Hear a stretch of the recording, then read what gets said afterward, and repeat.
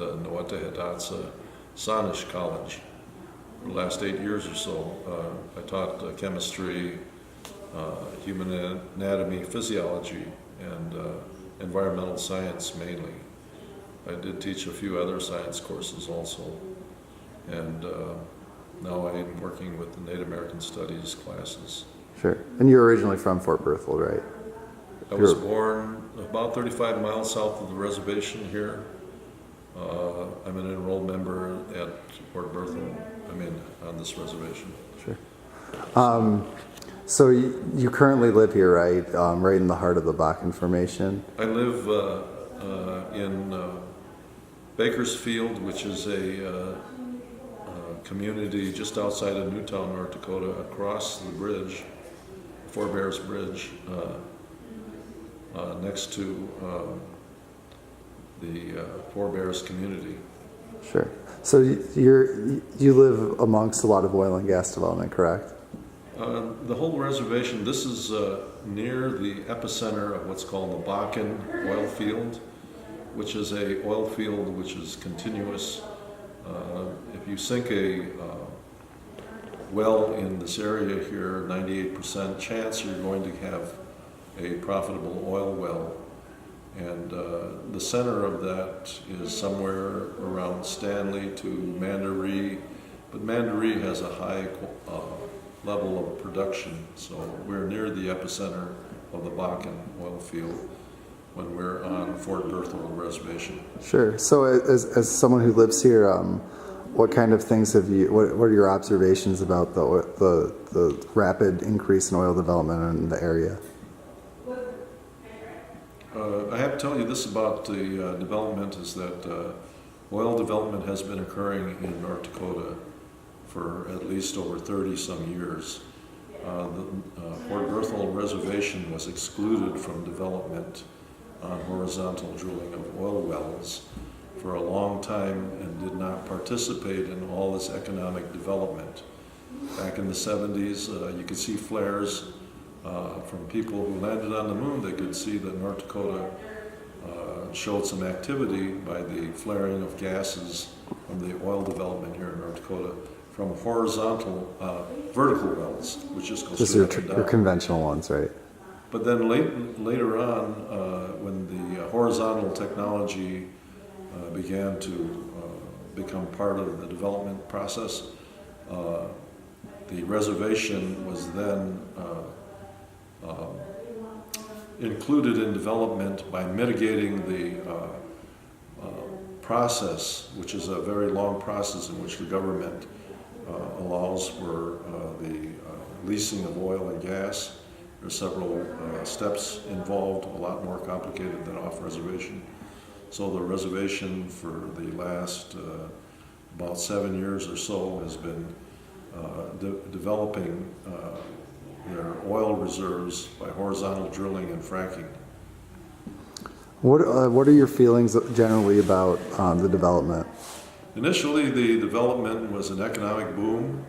It was not felt reservation-wide and did not evenly distribute the wealth because there's multiple airships, fragmented land on the reservation. So with time and the signing of leases, consolidation of the development areas, some people began to develop or derive an income from the oil. It's not as high as a lot of people may think, but it did benefit some members of the reservation, and so it did contribute to the improvement of economic situation of the community and development projects in the surrounding communities. The central community was Elbow Woods before the reservation was flooded, and so the surrounding communities or segments having low population density, except for Newtown, which has about, you can check this out, about 1,400 members or so. The other segments having somewhere between 200 and 500 to 600 people then also experienced some of this benefits of this development. Of course, with the impact came a need for more housing, which was limited and is being supplemented now by the income that's coming in. Sure. So as far as your background's in science, right? Yeah. I understand that you've done some studies about various air impacts, the pollutants that are going in the air from flaring, things like that. Can you elaborate on that a little bit? Okay, in presenting some of the information of the impact that's occurred here, it's became evident that the air quality decreased because the truck traffic is one thing. The dust that was created by the unpaved roads, and then small particles which result in the air from the flaring of a lot of the gases around here. They create what's called aerosols. Aerosols are a particle that floats in the air a lot smaller than a dust particle. This type of air particle can get into your lung and eventually lodge into areas of your body like the heart and the brain. And aerosols are a problem worldwide when they're the small particle size, called PM 2.5 types of aerosols. And I believe we're experiencing a heavier amount of this type of particle now. And the state of North Dakota air quality monitoring stations may reflect a little bit of this, although air monitoring stations are not located close to impact areas like along the heavy traffic area with the diesel exhausts that generate some of these smaller PM 2.5 particles. Sure. And the flaring that goes on. So more definite work has to be done, but we know we're impacted because of the number of flares here. No other state in the United States flares like North Dakota or is allowed to. So we need to cut back on a lot of these emissions. So do you actually know people who are personally impacted by the increase in PM 2.5 emissions? In general, I've heard many complaints by people in the community, and I believe that it is affecting us because of our things like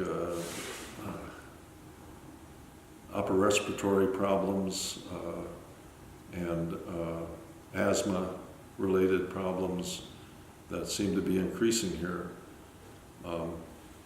But personally, I'm not sure. It's very subtle, and a lot of this impact can't be documented as easily as someone acquiring, say, a more serious health hazard.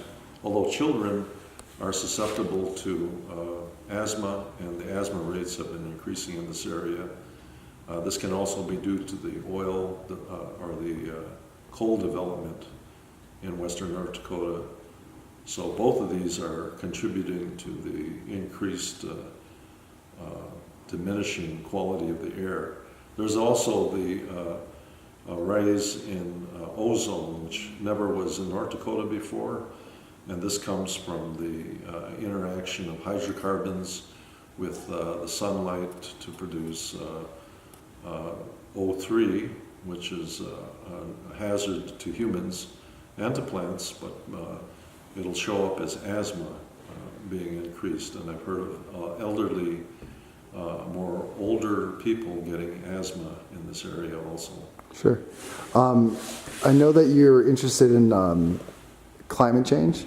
Could you talk a little bit about what you think about with this development in relation to climate change and how that's all interacting? Climate change, you know, because I teach environmental science, I have to cover the basics on the what the majority of scientists believe and publish, and I look up articles for my classes which kind of enhance the class and support some of the ideas found in textbooks. And what we know about climate change is that it's increasing. Everybody knows this. The world has increased at least 1 degree now today, and is above 1 degree and is headed for 2 degrees globally. So we have climate change, but we have a global warming taking place. We shouldn't debate about whether climate change or we have global warming. We have global warming overall on the earth.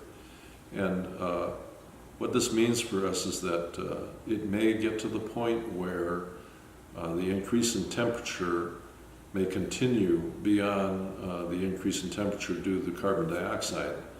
Because carbon dioxide in the air due to oil, coal, and gas, these are the fossil fuels which produce CO2 in the air, acts as a sort of invisible blanket on the earth, which allows sunlight to come in and heat the earth, but then when it reflects back out, the CO2 captures some of that reflected heat, infrared heat, and warms the earth atmosphere a little bit more. And so this is increasing, and we're at levels now where CO2 has never been experienced by humans before at the level it is now. We're in different ecological times, and the temperature is increasing every year, almost every year. It sort of goes up and down, but in the last few years we've had record temperatures increasing. All this contributes to climate change, the indication that there's climate change.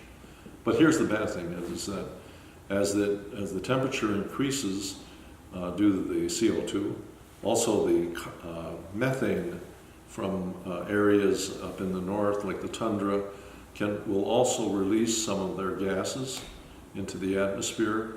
And methane is more powerful greenhouse gas, 75 times, not according to BLM calculations, because they base it on a different period of time. But globally, this increase in methane increases the climate change temperature also. The thing about CO2, it lasts for hundreds of years, so we're not going to be rid of this problem even if we stop today. There'll be still some warming of the earth. What is bad is, though, that the added effect of other gases entering in the atmosphere are going to accelerate global warming, climate overall, and a disruptive climate change. And what's going to happen then is eventually more and more methane may be released. Some scientists are worried about the stores of a substance called methane hydrate. Methane hydrate is a substance in which ice surrounds a methane molecule of gas molecule, and then another methane molecule surrounded by this water or ice. It's ice surrounding methane gas in a quantity. This substance is called methane hydrate. If you put it in your hand and you light a match to this ice cube, it'll burn because the methane will be released from the ice. But there is more methane hydrate than there is all the oil, coal, and gas in the earth here. There's more methane hydrate. It's located along the edges of the shoreline, deep under the ocean, and it is bubbling up a little bit. What the worry is that if climate accelerates, a lot of this methane hydrate will increase and could accelerate many times over the type of heating of the earth that there is now, and it will be uncontrollable. We'll not be able to stop this. And this is where we head for a climate disaster. This is where we have an extinction event around the earth where very few animals will survive. And this is what we're trying to stop. When does this happen, and where is the temperature rise at which this becomes significant? We're not exactly sure, but we do not like to go to 2 degrees warming of the earth, and right now we passed 1 degree. Some scientists are worried that it's too late. Sure. That we're headed for this uncontrolled climate increase. So I know on the local level you've worked, you've testified on the BLM methane rule.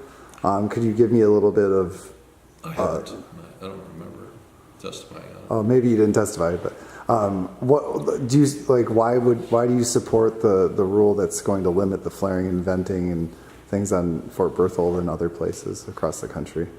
This is a critical time in the planet. As far as our government goes, the United States is looked to as a world leader in trying to arrive at a consensus for dealing with global issues.